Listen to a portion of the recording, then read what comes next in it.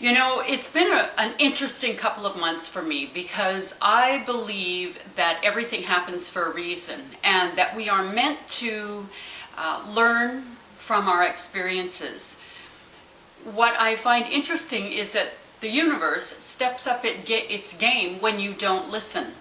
And I have come to the decision that I need to listen more carefully. I had two incidences happen in the last month that made me think I want to switch directions in what I'm doing. And the first time something happened, I didn't listen. I just did not pay attention. Well, the second time a situation happened, it was twice as big as the first time. And I thought, am I just being persistent and I'm just going to work through this, or is this something that has been given to me to help me decide to take a slightly different path? And I think that that is what I'm going to do. But I think part of our decision making, whether or not to change something, I mean, let's face it, we like to stay with what's comfortable and what's safe. However, living in fear of what might happen if we step out into the unknown, or, you know, it's either, you know, if you step, a little bird gets kicked out of the nest, it either flies or it falls. And that's the same thing sometimes with the decisions that we have to make. Are we going to fly or are we going to fall? Are we going to step out in confidence and say, I'm going for this or not? I was watching a video the other day by, it was an interview that Lilu Mace had, and she was interviewing Anita Moorjani. Anita Moorjani is an amazing woman. She's got an incredible story to tell, and I will have the link below for you to check her out. But she talked about having an NDE, or a near-death experience, where she felt totally permeated by this incredible love. She said there's no words on earth to describe it, and I can relate to that. Years ago, when I was going through a divorce, I think the loneliest you can be is to be with someone or still living with someone and there's no connection. And you're lying in the same bed and there's 1.5 feet between you and he cannot tell how lonely you are. And there was one day where I knew the marriage was over and I was in bed and I was curled up and I was so sad. I was just so sad because when I got married for life. And unfortunately, it just didn't work out that way.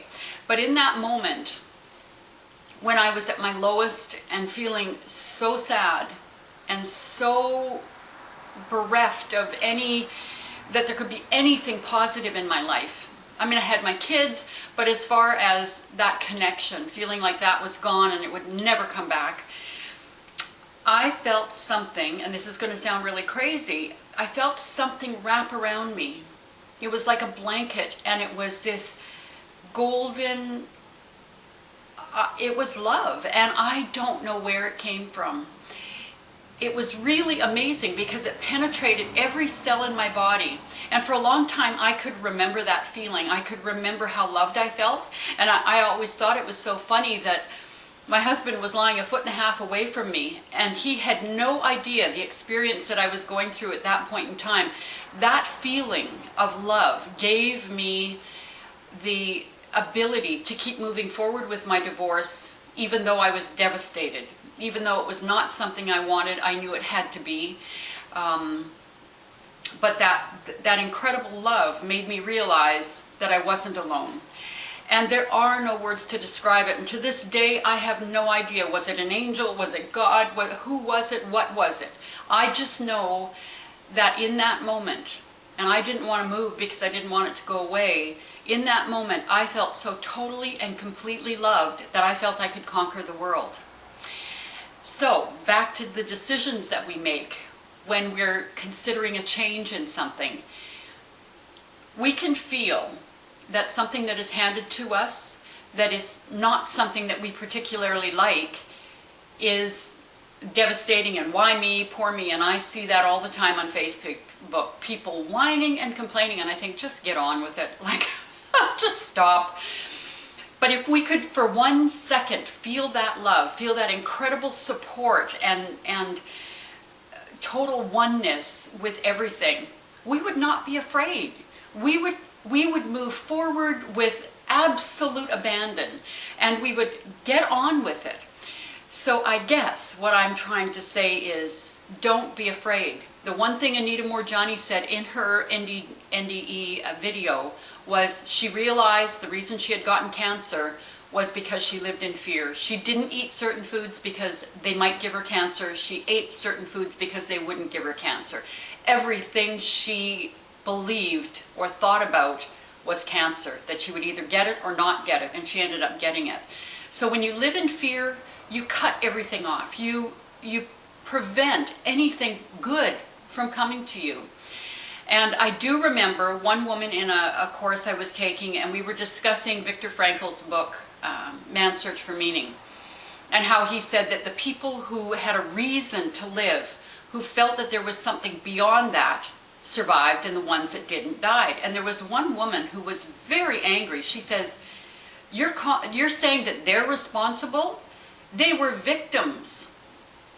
And I think very often we get caught up in the victim mentality. If we get out of a situation, we're not a victim anymore, we're a survivor. And so what I would encourage you to do this week is really give some thought to, how are you living in fear? What are you fearing, and what could you do to change it, to step out of that, step into your power, and really make things happen for yourself? If you're interested in more of my videos, please just click the subscribe button and check out my website. Would love to connect with you by email, because I do share things there that I don't share in my videos. So have a great week, and I look forward to talking to you soon. Dale Grove at Your Pink Friend.